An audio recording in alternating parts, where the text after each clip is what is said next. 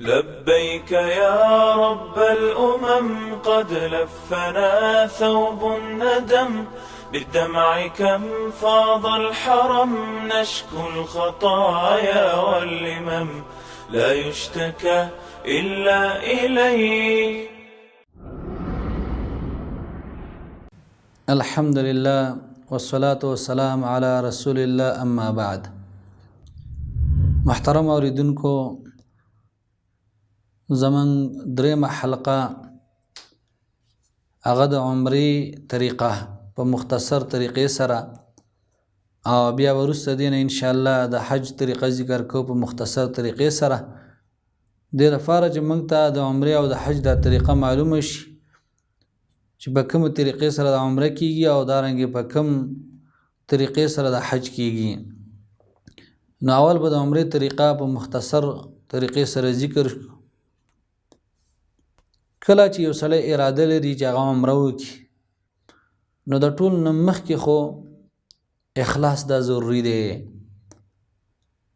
چې دا عمره خالص د الله رب العالمین د رضا په خاطر وکړي شي او دارنګه څه بل غرض پکې نه وي.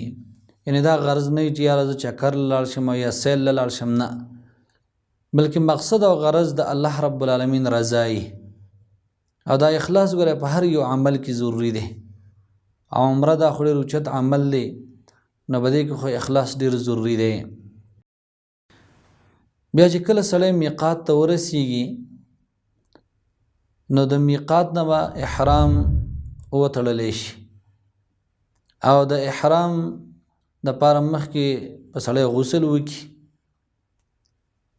او دارنګې مخکې به خوشبو ولګي، وروسته به خوشبو نه لګي، او بیا به احرام وتړي او دارنګې نیت په وکړي لبیک عمرتن،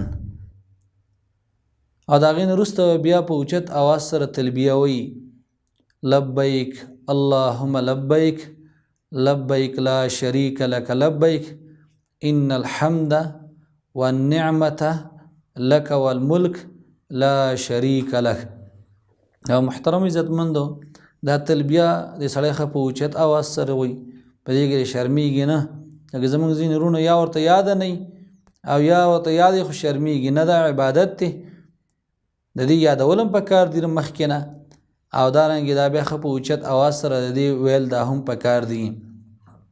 بیا چې کله سړی مکې ته ورسي او مسجد حرام ته ورسي نو اول به خیخ په دا مخکې کې په دروازه کې او دارنګې د مسجد د داخلېدو دعا به ذکر کی.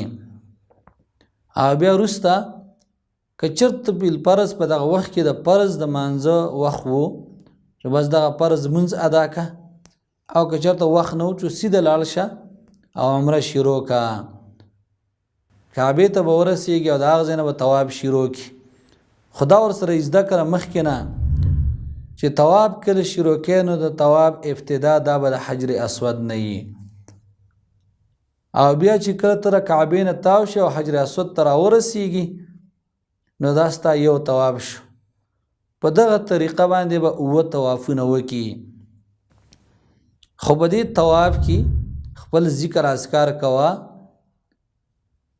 او دارنګې چې کله رکن یمانی ته راورسېږي نو د هغې استلام هم کولی شي، او حجر اسود ته چې راورسېږي نو که چېرته مقطع ته داسې میلاویږي چې ورشي او ښکلې کړي چې ښه ده، او که دا مقدر ته نه میلاوېده نو زور به نه کړي چې چا د تکلیف ورسېږي یا ځان ته تکلیف ورکړي یا دارنګې نور مسلمانان ته تکلیف ورکړي او ځان ورته په زور رسې. نه، بیا ورته د لرې نه په لاس باندې اشاره وکړه او الله اکبر ورسره ویوه.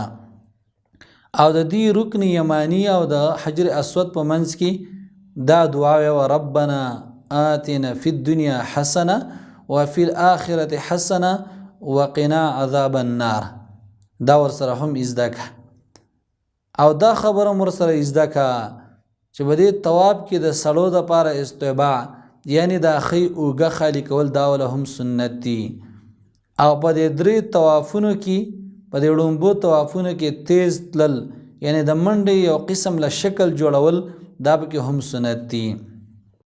نو کله چې د طواف نه په دې طریقې باندې فارغ شوي د هغې نه وروسته بیا د مقام ابراهیم سره یو 2 رکعاته مونځ وکړه. که د مقام ابراهیم سره ځای نه میلاوېدو نو زور به نه لګی چې خامخا ځان ځای کې، نه، د مسجد په بل ځای کې دا 2 رکعاته وکړه.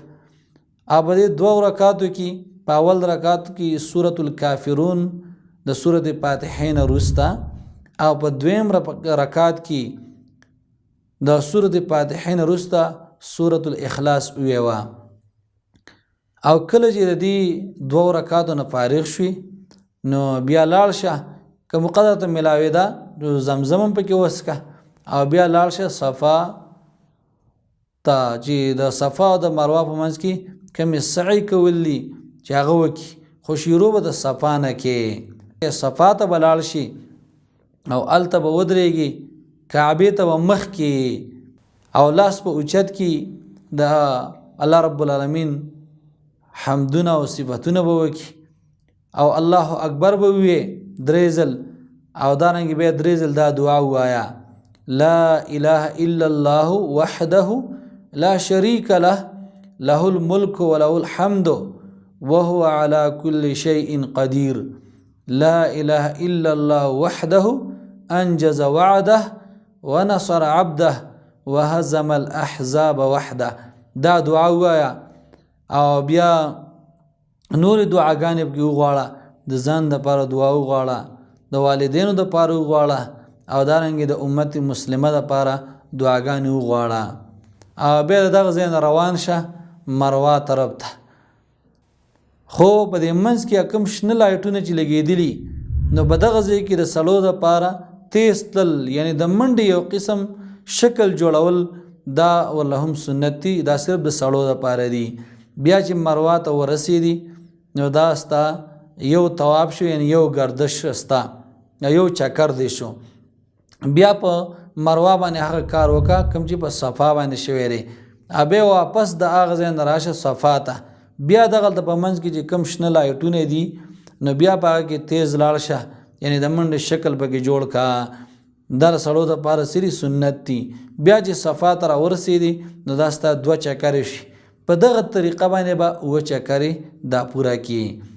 کله چې دې نه فارغ شوي نو بیا به سر وخرې یا یخته واړه که. خو دا خبره یاد ورسه وساتئ چې سر خرول دا ګوره بهتر دي او واړه کول دا هم صحیح دي، لیکن داسې واړه کول به نه چې هسې یو سړی یو یخته 2 راونیسي او معمولي تې واخلي وایي نه ما یخته واړه کړله. نه، چې کله سړی یخته واړه کوي نو بیا به د ټول سر ته دا واړه کول دا څه دا شاملي. نو په دغه طریقه باندې به دا عمره پوره شي. الله رب العالمین دې عمل کولو توفیق راکړي. وصلی الله علی خیر خلقه محمد و آله و صحبه اجمعین.